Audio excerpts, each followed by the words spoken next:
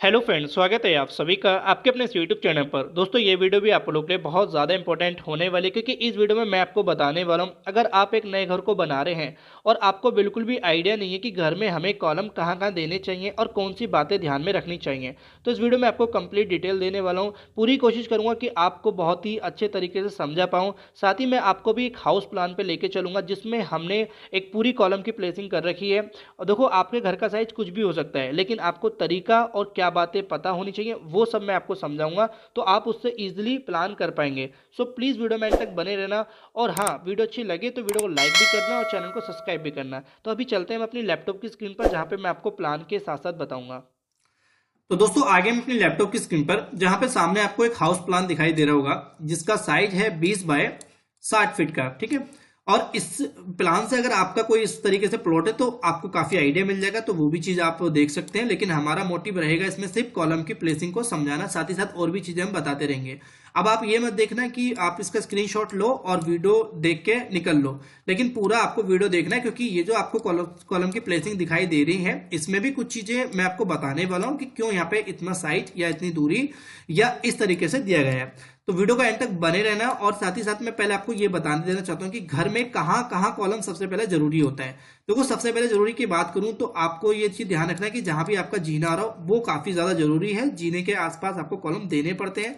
एक घर में मेन एंट्रेंस रहता है, वहां पे भी आपको कॉलम देना होता है, और जहां पे आपके हॉल वगैरह आ रहे हैं तो वो चीजें भी ध्यान देनी होती है कि कहाँ पे हमें जरूरत है। बट उससे पहले हम बात कर लेते हैं यहाँ पे इस प्लान को लेके। तो अगर आपका कोई नॉर्मल घर बन रहा है, 1 मंजिल 2 मंजिल, तो आप इसको इजीली फॉलो कर सकते हैं। और अगर रही बात उसकी कि आपकी कोई हाई राइज बिल्डिंग है, 6 मंजिल 8 मंजिल, तो फिर आपको स्ट्रक्चर इंजीनियर की गाइडेंस के अकॉर्डिंग ही सारा काम कराना चाहिए। तो यहाँ पे हम पहले बात कर लेते हैं कि देखो, यहाँ पे जितनी भी प्लेसिंग की गई है ना कॉलम की, वो सभी कॉलम की दूरी को देखते हुए और जो हमारे छत में बीम दिए जाते हैं बाद में, उन सभी चीजों को देखते हुए दिया गया है। लेकिन वीडियो थोड़ी बड़ी हो सकती है, बस वीडियो में टिके रहना, क्योंकि आपको मैं जो चीज समझा रहा हूँ वो थोड़ा एक्सप्लेन करने में थोड़ा टाइम तो लगेगा। पहले बात कर लेते हैं, यहाँ पे देखो इसकी जो पूरी चौड़ाई की बात करें तो 20 फीट आप चौड़ाई देख रहे हैं। अब देखो, यहाँ पे 20 फीट में दो कॉलम तो दे नहीं सकते हम। अब ये भी नहीं है कि जो तीसरा कॉलम हमने दिया है वो सेंटर में ही देना चाहिए या साइड में देना चाहिए। तो उसके लिए हमें क्या पता होना चाहिए कि कॉलम की हम दूरी कम से कम कितनी रख सकते हैं और मैक्सिमम दूरी हमें कितनी रखनी चाहिए।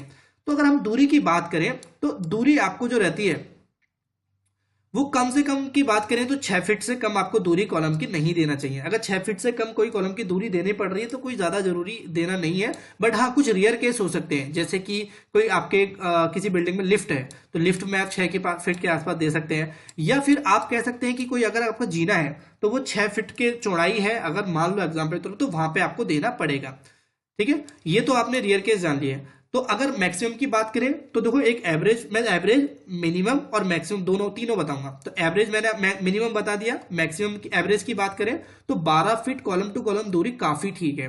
मतलब 12 फीट तो बहुत अच्छी दूरी है, जो ना तो कम है ना ज्यादा है। अगर बात करें इससे थोड़ी ज्यादा की तो आप 14 फीट या 15 फीट तक जा सकते हैं, लेकिन उसके लिए आपको कुछ चीजें ध्यान रखनी होंगी, जो कहीं ना कहीं डिपेंड करेंगे आप छत में भी बीम वहां दे रहे हो उसी हिसाब से।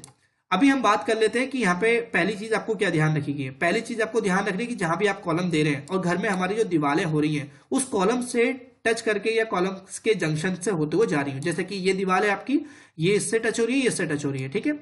और यहाँ पे आप देखोगे तो ये भी आपकी इससे टच कर रही है। चाहे आप जीने को ले लो, सभी दीवारें एक कॉलम से आपस में टच कर रही हैं। अब ऐसा नहीं होना कि देखो, यहाँ पे अगर मान लो पता चला कि जिसकी वजह से यहाँ पे ये 9 फीट की दूरी पे कॉलम दिया गया है, वो देखो आप मान लो हो सकता है, जैसे मैंने बोला 12 फीट पे आपको कॉलम की दूरी रख सकते हैं, बहुत अच्छी दूरी है। अब ये चाहते तो कॉलम यहाँ पे 12 फीट पे भी दिया जा सकता था या 10 फीट पे भी दिया जा सकता था, लेकिन दीवार इनको 9 फीट पे बनानी थी, या चौड़ाई 9 फीट रखनी थी, जिस वजह से दीवार हमारी यहाँ पे आ रही है। इस वजह से यहाँ पे कॉलम 9 फीट पे दिया गया है। ऐसे आप चाहे 9 फीट पे दो या 12 फीट पे, कोई प्रॉब्लम वाली बात नहीं है। साथ ही साथ आपको और चीजों की बात करें तो जैसे यहाँ पे देखो 9 फीट आपको देखने को मिल रहा है। ठीक है। ये 13 फीट 2 इंची पे आपको दिखाई देने को मिल रहा है कॉलम टू कॉलम दूरी। और अगर इधर की बात करें तो ये देखो आपको 13 फीट 3 इंची पे दिखाई देने को मिल रही है दूरी। बट यहाँ पे कोई भी आपको 15 फीट के आसपास या 15 फीट से ज्यादा नहीं है। यहाँ पे देखो जीना है, तो जीने में तो देखो मैंने पहले ही बोला कि देखो यहाँ पे 8.5 फीट के दायरे के आसपास ही यहाँ पे कॉलम की दिए गए, ये दिया गया, ये दिया गया है, क्योंकि कॉलम हमारा जब दिया जाएगा तो लैंडिंग भी रेस्ट करती है। अब लैंडिंग के लिए क्या होता है, हमें सपोर्ट देना पड़ता है दोनों साइड से। अगर आप कॉलम देंगे बहुत अच्छी रहेगी, और बीम भी आपको यहाँ पे थ्रू आउट देना है। अभी हम जैसे कॉलम की बात करें तो आपने कॉलम जो मेन गेट होता है वो भी आप देखो यहाँ पे कॉलम दिया गया है, ठीक है। अगर हम थोड़ा बात कर लेते हैं हॉल के बारे में, हॉल में सबसे ज्यादा कंफ्यूजन क्या होती है, हॉल ले लो, लॉबी ले लो, कि सर हमने अपने घर में हॉल इस साइज का दिया है लेकिन बीच में कोई कॉलम हम नहीं देना चाहते हैं, या फिर हम अपनी छत में बीम भी नहीं देना चाह रहे हैं। देखो यहाँ की कंडीशन की बात करें तो यहाँ पे एक एवरेज कंडीशन है, कोई दिक्कत वाली बात नहीं है बीच में कॉलम देने की, क्योंकि यहाँ पे पार्टीशन वॉल आ रही है। पार्टीशन वॉल में देखो जरूरी नहीं कि आपको हर पार्टीशन वॉल पे कॉलम देना है या हर पार्टीशन वॉल पे बीम देना है। आप बीम भली छत में घुमा सकते हैं लेकिन बीम कॉलम देने की जरूरत नहीं है। अब ऐसा तो है नहीं कि आप यहाँ पे 5 फीट 7 फीट की दूरी पे कॉलम दो, जैसे मैंने पहले बोला कि कॉलम कम से कम दूरी आपकी रहेगी, वो 6 फीट काफी है। हॉल की साइज की बात करें तो 12.5 फीट बाय 13 फीट 2 इंची का है, कोई इतना बड़ा हॉल नहीं है, लॉबी नहीं है।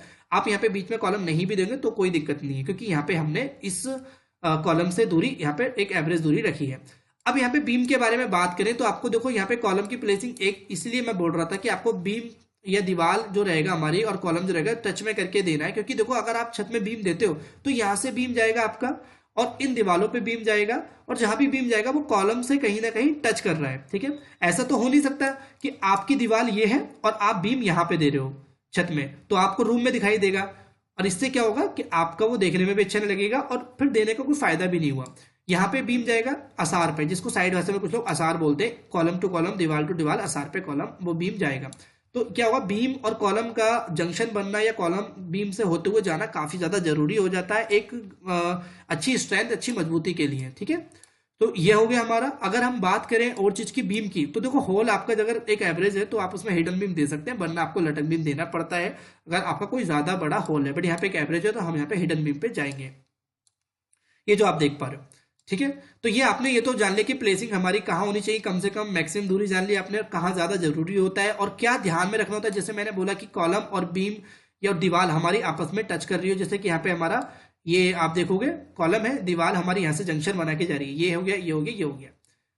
और अगर बात करें कॉलम की सरिया की, तो कम से कम 12 mm का सरिया आपका यूज होना चाहिए, कम से कम की बात कर रहा हूं, देखो कम से कम। अब ऐसा मत करना कि 10 mm की सरिया भी आप यूज कर लो, कम से कम आप 12 mm पे जाएंगे। और अगर साइज की बात करें कॉलम की, तो देखो साइज ये डिपेंड करता है कि आप बिल्डिंग कितनी ऊंची या कितने मंजिल बना रहे हो। एक चाहे वो आपका 1000 स्क्वायर फीट का घर हो चाहे 2000 स्क्वायर फीट का हो घर, तो आप उसमें मंजिल के हिसाब से बना रहे हो तो वो डिपेंड करेगा। बट मैं आपको रिकमेंड करूंगा कि आप 9x12 का कॉलम दोगे तो काफी ठीक रहेगा, वो सही रहता है। बट अगर कोई एक मंजिल कॉलम है, एक मंजिल घर है आपका, तो भले आप उस पर 9x9 रख सकते हैं, बट मेरा रिकमेंड रहेगा कि 9x12 आप रखो। यहाँ पे देखो 9x9 का शो हो रहा है, लेकिन यहाँ पे मैं आपको कहूंगा कि 9x12 का ठीक रहेगा, ठीक है। तो ये चीज हो गई, कॉलम टू कॉलम दूरी हो गई, कॉलम की सरिया हो गई, कॉलम का साइज हो गया। तो आई होप आपको इस वीडियो से काफी कुछ सीखने को मिला होगा, और साथ ही साथ आपने प्लान को भी थोड़ा मैं दूर कर देता हूँ, आप स्क्रीनशॉट ले पाए, आप स्क्रीनशॉट ऐसे ले सकते हैं और अपने अकॉर्डिंग भी प्लान को थोड़ा वो चेंज करके काम कर सकते हैं। तो वीडियो अच्छी लगी, वीडियो को लाइक कर देना। मुझे बड़ी हो गई बट ये कुछ समझाना आपके लिए काफी ज्यादा जरूरी था, बहुत सारे लोगों की कमेंट आ रही थी कहीं ना कहीं। आई होप आपकी जो डाउट है वो क्लियर तो हो गए होंगे इससे। अब वीडियो लाइक करना, चैनल को सब्सक्राइब नहीं किया तो प्लीज सब्सक्राइब कर लीजिए। ये तो एक छोटी सी वीडियो थी, इससे भी रिलेटेड हमने इससे भी ज्यादा इंपॉर्टेंट वीडियो चैनल पर डाल रखी, तो जाके विजिट तो करो एक बार, आपको काफी कुछ सीखने को मिलेगा। तो चैनल को सब्सक्राइब भी करना अभी तक नहीं किया है, तो मिलते हैं अपनी नेक्स्ट वीडियो में।